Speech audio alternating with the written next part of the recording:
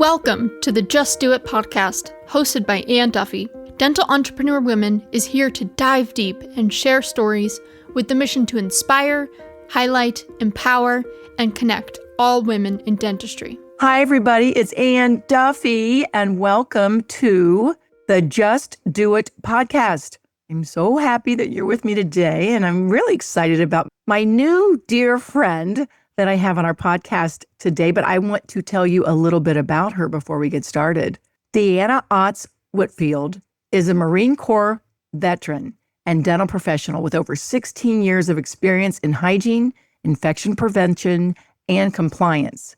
She holds a bachelor's in dental hygiene, a master's in healthcare quality and safety, and is CDIPC certified. I will let you know what that means in just a minute. As a consultant, speaker, and published author, Deanna empowers dental teams with practical strategies to enhance safety and compliance. She actively serves on professional boards and is passionate about elevating patient care across the industry. Welcome, Deanna. How are you? I'm wonderful. Thank you, Anne, for having me this morning. I'm so excited to be here. Well, a couple of things. First of all, thanks for wearing your dew necklace. I can see that on there, and I'm thrilled that you were wearing that. We gave that to everybody at our last retreat. And you and I met at Vanessa Emerson's course last year or the year before last? Year before last. Yeah. Year before last, and you were just an Energizer bunny, didn't hardly know anybody in our little circle there. And now look at you. You are carving out your life, your work, you're on fire. You're working with Amy Wood, and just, it's just so cool to see you grow as a young, vibrant, driven woman in dentistry. So, welcome. It's about time we get you on the podcast. I will say I'm very blessed. I've been afforded a wonderful opportunity, many opportunities to first off meet you a couple years ago, and just different women in the community that have helped get me to this position where I'm at right now. So here we are today on your podcast, and I'm so excited to talk more. Oh, that's so great. I know. And thank you for shouting out to the dues out there because, I know you're coming to the retreat in November, which I'm all excited. And you were there last year. That's right. Yes. So It's so funny. We always tell everybody the first thing you need to do is join. But most importantly, you need to show up because how you can join something and never get anything out of it. But we are here to help you grow your career and all of those things. But first of all, as I hinted to our audience, what does CDIPC stand for? It's my certification in dental infection prevention and control. It's from the Association for Dental Safety.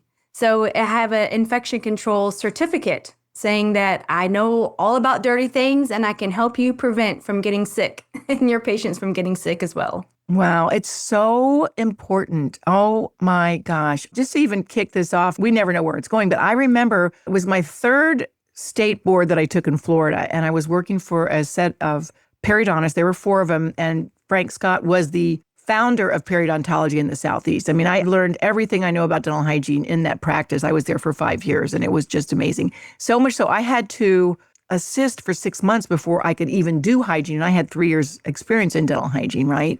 But anyway, our office manager, and I just loved him, but he died of hepatitis. He got hepatitis in the office, and back then they didn't have the treatments they have today. I'll just never forget that. It was just so bizarre to me. And of course, if you know how long I've been practicing, no gloves, no mask. We did put things in the oven for sterilization, but when I think of how far dentistry has come and how many lives we've saved by having someone like you that knows what they're doing, really teaching dental offices around the country and the world on how to be safe and keep people alive and healthy. So thank you for diving in. I'm just really proud. And then also one thing I wanted to mention, you said you have your master's in healthcare quality and safety, which is just cool. I didn't know that about you. That's cool. So those are some chops, Deanna. So tell us a little bit. You said something that was interesting about the course that you took for that to get your master's. Yeah. So I went to a university down in Southeast Texas, same Houston State, and go Bearcats. And I was really interested in public health. And at that time, they did not have a public health degree. So I entered into this program, and it's executive master's degree. And my professor at the time had never had a dental professional. I was in the same cohort as a pharmacist, several nurses, multiple master's degree, and then a dental professional. And he had no idea what to do with me. He didn't know how to steer me in the next direction of my career.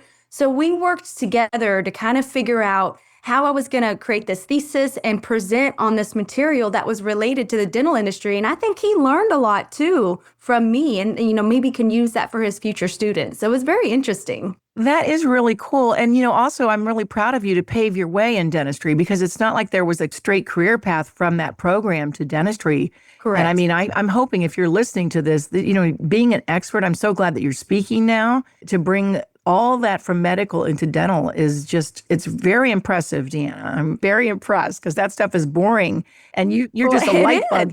And I mean, you can make it really interesting, fun, and memorable for the teams that you're teaching. So congratulations on taking that step and not being afraid of being the first one in that program. That's just super neat. There'll be more to follow.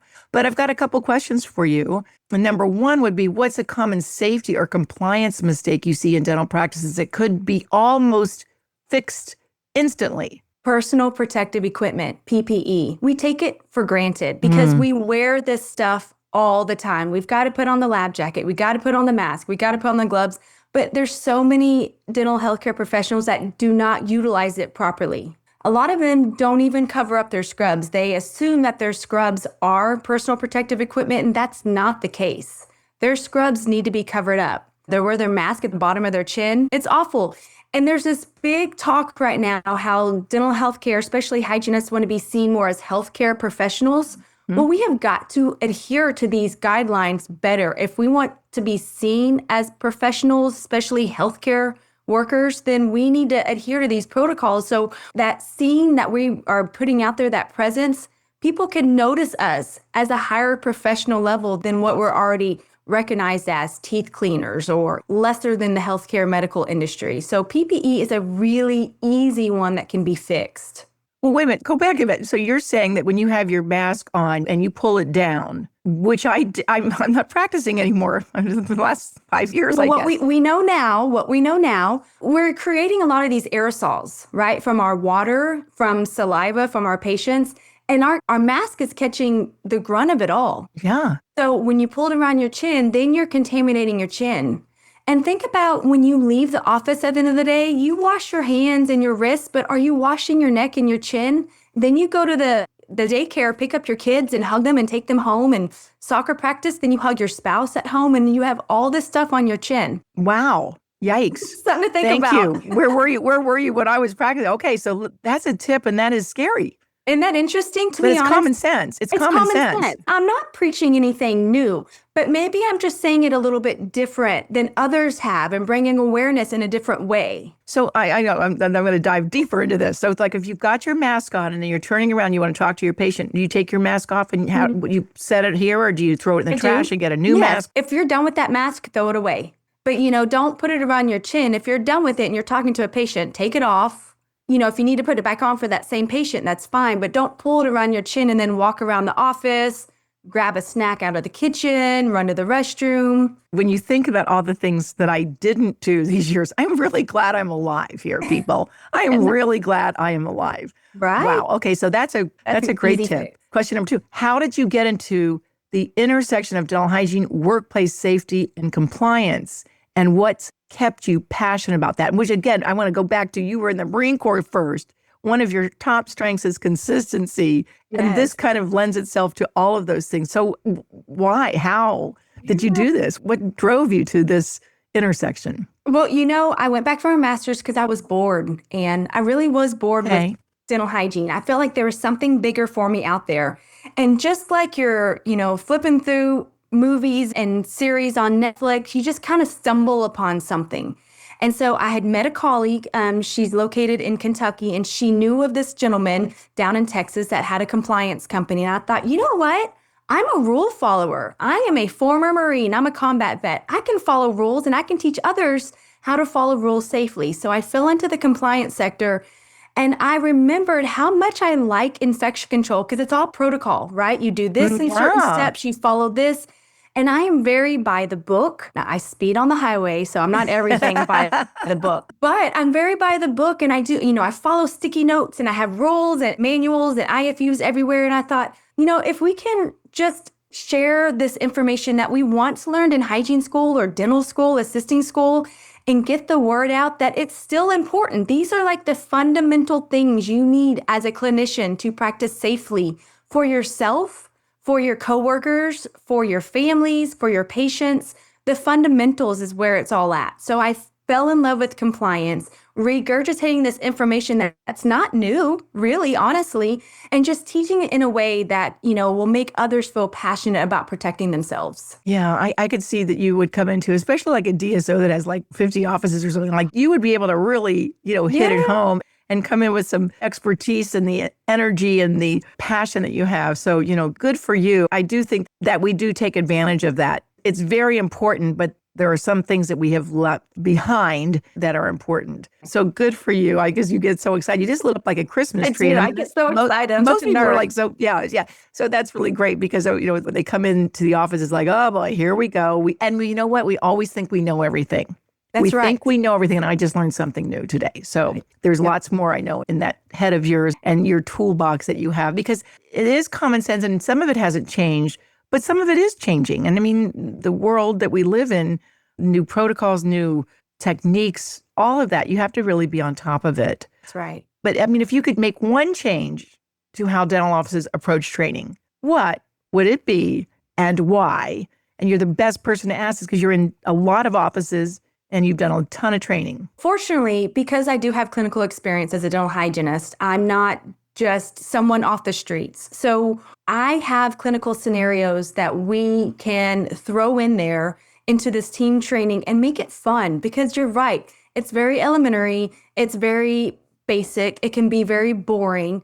But if we can interact somehow as the team and train together and learn new protocols that work best for your office, because not every office is designed the same. Mm-hmm. Not every office is going to see the same patient population. But, with a little bit of my clinical experience and my little bit of compliance experience, we can come in and do team training a different way. Run through scenarios, actually use the equipment in the practice, and use your certain protocols that you've developed for your team, as opposed to just PowerPoint presentation, slide, statistic, because it can be really boring and redundant. Like I said, we've all learned this at some capacity in our school and our training, but just bringing and shedding a new light to it, maybe turning into a game of some sort, get everyone excited and involved, because it's not always fun. But it's necessary. It's necessary. And I think that's the new wave of adult learning too, is like have the workshop. Everybody then leaves with a story, and the story will stick in your mind on how this will work. There's just so many opportunities, I think, that people could share also about close calls. And, thank God I got the training, or thank God that, I learned this little trick. And that really does help stick it in your mind and really move forward as a routine and a consistent routine, right? And a consistent routine. Yeah. That's right. Because if you do things a certain way, the way that it's designed to be done, it's based off evidence, scientific research. So if we do things the right way, then our patients are going to be safe. We're going to be safe. We can go home to our families safe. And that's really what it's all about. Yeah. And I also think, the dentist out there, especially the leaders of the office, the team, the business, we're all looking to them to lead. Right. And so they're really the most important tier there. Like if they're not doing it properly, and oh my gosh, I can't tell you how many times I've seen my doc come in with her mask down here. And yeah, there's just a lot of nuances there that you just really need to pay attention to. And guess what? The patients are paying attention to. Patients are smarter now than they ever have been. Yeah. They've got the world at their fingertips, just like we do. So they see things that should be done the right way, and they see how we're doing certain things if it's the wrong way. And, it's all about presence and being able to put a good side out there, a good example. Yeah, perception's 99% of it. So if you're perceived as not being really following every health That's right. rule out there, you're going to not be able to build a practice that's going to be sound and safe or a team. So I'm also curious, what did you go in the Marines right after high school? What happened? I did. Yeah. I did right after high school, right after I graduated, about 3 weeks after I joined the Marine Corps is in 2000. So it was during peacetime. And then a year later, September 11th happened, and boom. We're going to war. It didn't happen that quickly. But yeah, I did spend time overseas, went to Iraq, did a tour. And by the time I was done with that and came back home, my 4 years were up. And I decided that I wanted to get out and actually go to university and get a degree. And you can do that while you're a service member, but it's hard to do it full time, especially during wartime. And I just wasn't afforded that opportunity. And getting a college degree was really my main goal of going into the military. Well, I'm so proud of you. I mean, again, if you've got kids that don't know what to do, I mean, did you have a good experience there, Deanna? Absolutely. I had a wonderful experience. My last unit that I was in, I was the only female of 82 men. Oh my gosh. I was seen as the big sister. By that time, I was a higher rank than most of them. And so I was seen as a big sister. I was protected. I was included. So it was a very good experience. I can't say that for every single woman. I mean, there's all sorts of different conditions that happen while you're in and you're a woman. And I'm saying I'm immune to any of that because that all happened to me as well. But I knew how to handle myself and I'm proud of that. And so I came out on the other side a better person for sure. Oh, that's wonderful to hear. I didn't have anybody in my family that served, and I'm always amazed at how you've been drawn to that. But I think also you've always been a leader, and so that just upped your leadership skills, communication skills, and then now you're doing something that really lends itself to your strengths, which is beautiful going forward. Where do you see this going in the next maybe 5 years? Because, it has been a big deal since COVID because everybody's more aware of infection and diseases. Where do you see your role going in dentistry? I want to continue to, help that small practice that needs a little bit of extra reassurance and a little extra care. But I also think that we need to get into these bigger organizations. I see a shift in dentistry, kind of like the medical shift was back in the 80s and early 90s, where it went from the private healthcare to more hospital-based group practices. And, we're seeing a big shift in DSOs come along in dentistry. So I would like to see that DSOs are hiring compliance leaders in their organizations and that they're getting the monitoring and the training that they need at that level. I would even love to be a part of that at some point. But further down the road, we want to make sure that technology is changing and getting better. Our equipment's getting stronger. We've got to maintain some sense of balance. Our government has a big hand in the way the CDC is acting right now. So I think if we just stay on top of what we know is right and real and keep reinforcing that and practicing those methods and protocols and our practices, that we will continue to be a very, very safe industry and keep people from getting sick. Yeah, or worse, right? I mean, it's just, compromising the dental health that you're trying to give them, right? That's just incredible. Okay, so how do we get in touch with you? Because I know there's some people, maybe some hygienists that are listening or team members are listening and they want to go the route that you went because they like that kind of thing. And then also there might be somebody out there that says, I need your help and I want to have somebody come in that's going to teach us, have fun and make it stick. Because that's something you have to have every year though, isn't that correct? Absolutely, don't you? yes. Yeah.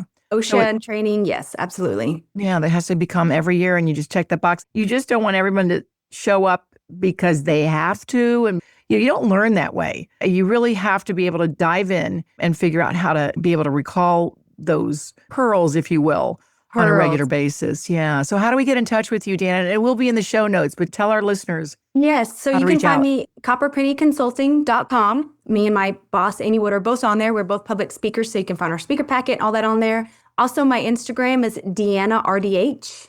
And then Facebook is Deanna Otts-Whitfield. And it's so good to see you here today. And Deanna, I will see you in a couple of weeks. And I can't wait. Well, so you give Amy Wood a big hug for us from DEW and love you all. Most importantly, out there, everybody, remember to keep doing you. Thank you, Deanna Otts-Whitfield. I'll see you on the road. Bye, Ann. Thank you for listening to the Just Do It podcast, hosted by Ann Duffy. To learn more about dental entrepreneur women, to share your story, or to join the movement, please visit our website, do.life. That is DEW.life. Subscribe to the show on Apple Podcasts or your favorite podcasting app to make sure you don't miss an episode. And in the meantime, keep doing you.